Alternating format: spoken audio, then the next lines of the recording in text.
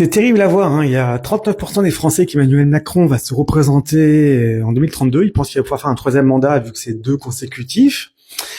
Comme on peut le voir, effectivement, il y a 84% de personnalités qui ne veulent pas qu'il se représente. Mais on a quand même un différentiel, c'est quand même dramatique, hein. Il y en a quand même 16%, donc quasiment 7 millions de gens qui sont suffisamment stupides pour vouloir redonner les clés du pouvoir à cet homme. Alors à un moment donné, je sais pas si c'est les racailles ou si c'est ses copains, mais à un moment donné, il a pas autant de copains, il a pas autant de racailles que ça autour de lui ici. Les gens du showbiz peut-être, mais 7 millions, ça fait quand même beaucoup, hein. Donc c'est-à-dire qu'il y a quand même 7 millions de Français en ce monde qui trouvent encore que Macron a un bilan favorable et que c'est un bon président. C'est-à-dire que c'est le président qui a mis en faillite la France, qui s'est juste mis à dos tous nos alliés, hein, Russie, États-Unis, Israël. Ah bon, rien que ça, hein, pour commencer. Alors que par contre, l'Algérie, hein, par contre, on fait rien. Qui crache sur les Français et les Français en disant qu'effectivement on est pessimiste, qui dit que rien n'est de sa faute, qui augmente nos AMO drastiquement, où il y a des jeunes qui se font tuer tous les 3 jours par coup de couteau, coup de hache ou que sais-je encore.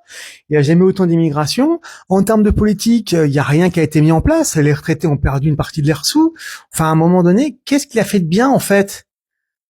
Alors, indépendamment de la guerre russe, remettre un petit peu un budget militaire, pourquoi pas? C'est une des seules choses qu'il a fait de bien. Mais à un moment, il fallait le faire avant et non pas le faire avec une fausse excuse de la guerre avec la Russie, hein.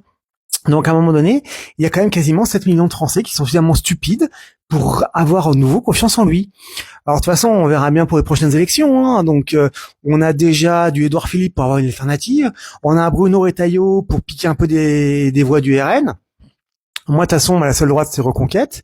On a derrière des souverainistes qui envisagent de se mettre ensemble, mais je pense que ça va être compliqué de se réunir.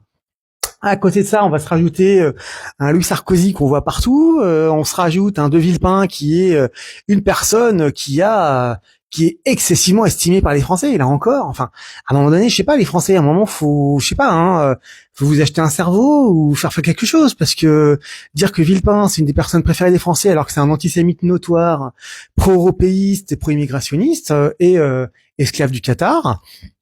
Un Macron qui est l'antéchrist et qui effectivement fait rien pour sauver la France, bien au contraire fait tout pour l'enterrer et l'achever. Les agressions tous les jours, je sais pas, sortez un peu de chez vous, vous n'êtes pas au courant de ce qui se passe dans ce pays. Enfin, au moment les Français, il va falloir vous réveiller, hein. La France a besoin d'une vraie droite. Donc la vraie droite, Reconquête, hein. À un moment donné, il faut arrêter de se tourner les pouces et de se laisser envahir comme ça, hein. Donc à un moment, on se réveille. Merci. Il serait temps.